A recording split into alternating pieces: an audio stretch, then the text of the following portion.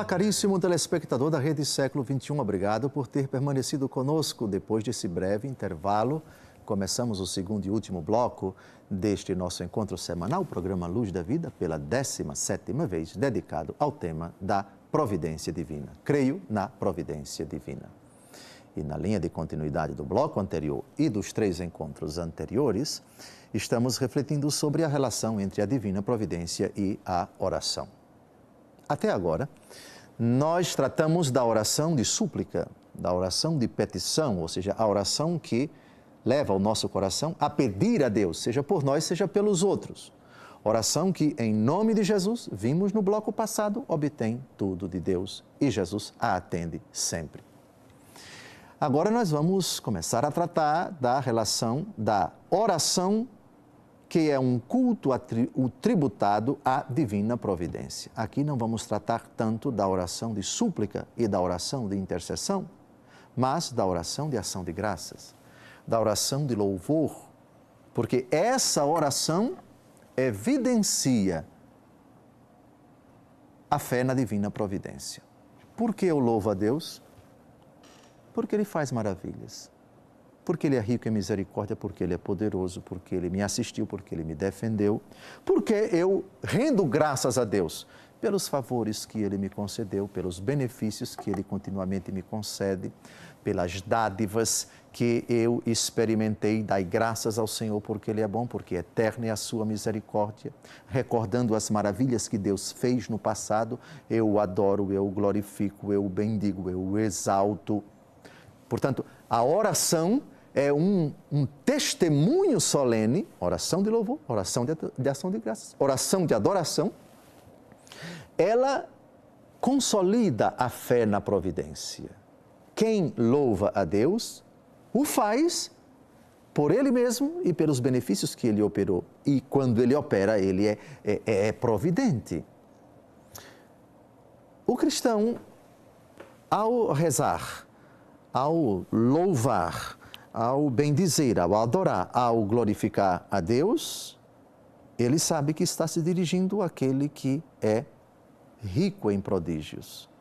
É o Deus que atua na história, o Deus protetor, o Deus redentor, o Deus salvador, o Deus que faz prodígios, o Deus que faz portentos na sua história pessoal, no mundo, na criação, na vida dos seus semelhantes e assim por diante. Aliás, a fé na providência decorre exatamente disso. Tudo o que eu tenho, tudo o que nós temos, recebemos do Senhor. Aliás, só existe uma coisa na nossa vida, eu não canso de repetir, só há uma coisa na nossa vida que não recebemos de Deus, que Deus nunca nos deu, nem nos dará. Sabem o que é?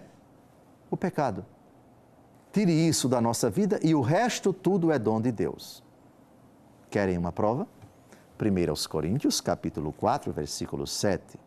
Uma frase bombástica, em forma de pergunta, dirigida como se fosse um soco no estômago do vaidoso, do presunçoso, daquele que se orgulha e se gaba de ter ou merecer alguma coisa. Contra essas pessoas, escutem só, leiam só o que diz o apóstolo Paulo ao texto. O que há de superior em ti? Que é que possuís que não tenhas recebido? E se o recebeste, por que te glorias, como se não o tivesses recebido? É como se São Paulo educadamente dissesse, tu, ó vaidoso, tu, ó presunçoso, tu que te gabas de teres como teu em absoluto algum dom, tu que te envaideces por aquilo que tu manifestas, pelos teus talentos, pelos teus dons, o que tu tens que não tenhas recebido?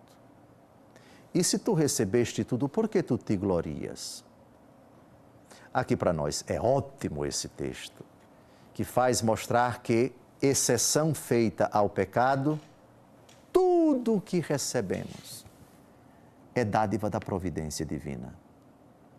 Aqui está, portanto, a prova inequívoca de que a oração também é um culto tributado a providência divina. A respeito, vamos agora citar alguns textos que mostram que, dirigindo-se a Deus, o judeu, Antigo Testamento, o cristão, no Novo Testamento, também citando textos do Antigo Testamento, porque o Antigo Testamento faz parte da Bíblia dos cristãos.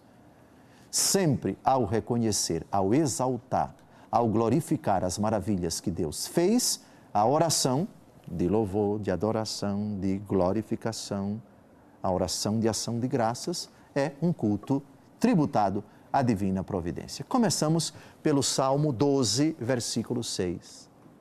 Meus adversários não triunfem no momento de minha queda, eu que confiei em vossa misericórdia.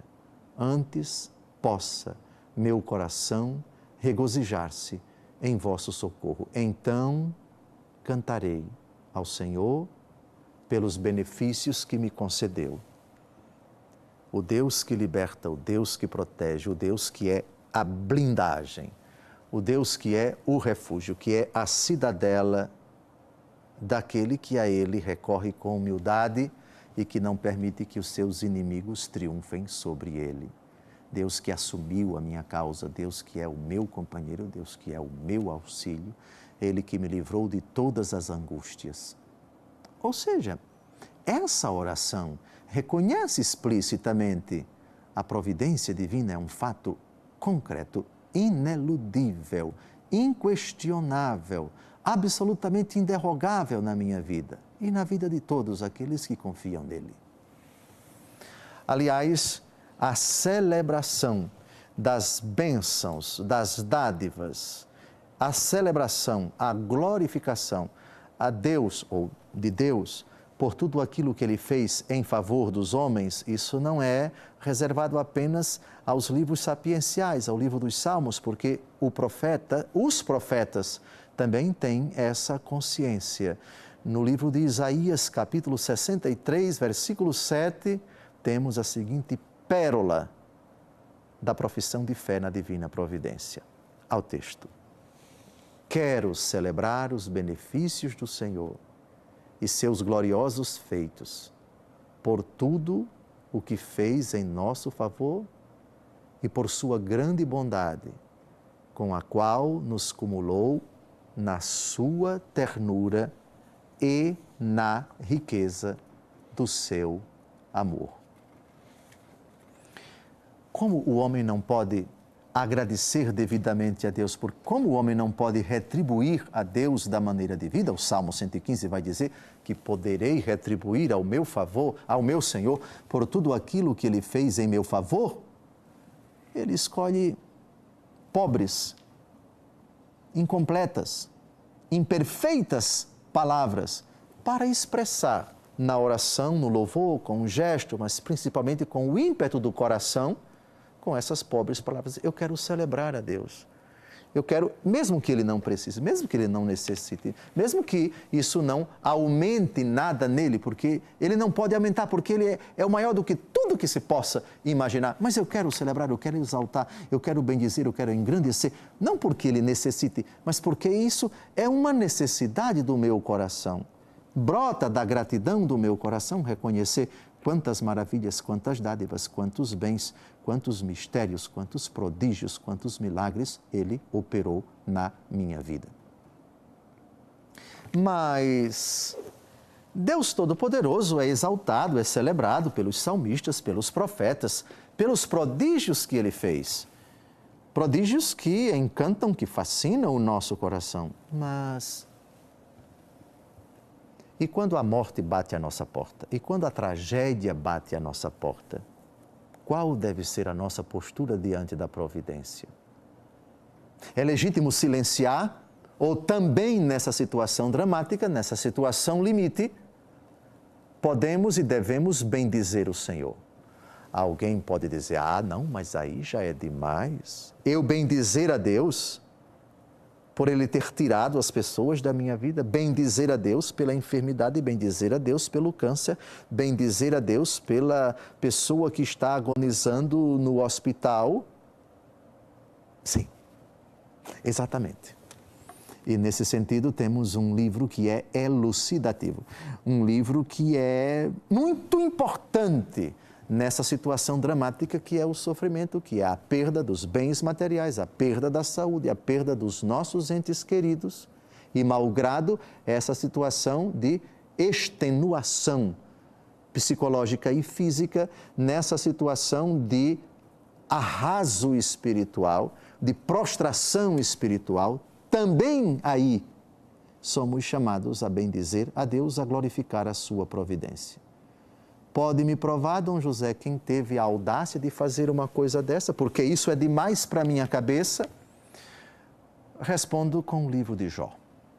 Nós já sabemos a história do livro de Jó, não é aqui o momento de recordar tudo aquilo que Deus concedeu ao demônio que se apresentou diante do Senhor para fustigar Jó, o demônio que recebeu poderes para tentar Jó e foi tirando dele muitas pessoas, muitas coisas, perdeu todos os seus filhos, perdeu tudo o que possuía, perdeu até a saúde, foi acometido de lepra.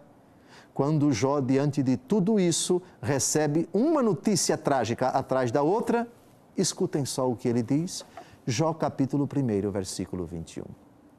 Disse Jó: nu saí do ventre de minha mãe, nu voltarei. O Senhor deu, o Senhor tirou. Eu vou ler bem devagar. Bendito seja o nome do Senhor. Não, eu não me enganei. Foi exatamente isso que você leu, exatamente isso que você ouviu. O Senhor deu, louvado seja Ele. O Senhor tirou, louvado seja do mesmo jeito. Bendito seja o nome do Senhor. É óbvio que fazer uma afirmação dessa quando você perde tudo requer uma fé purificada, sólida, inconteste, inquebrantável. Mas é exatamente isso a que somos chamados.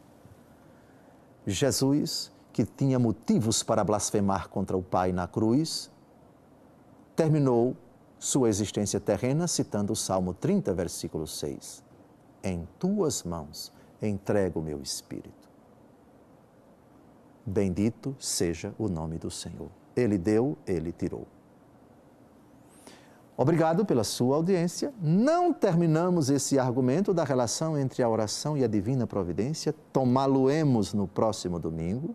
O tema avança, é fascinante. Espero que você tenha crescido na fé com esses 17 programas e ainda temos vários pela frente. Um grande abraço, Deus abençoe você. Até o próximo domingo, se Deus quiser.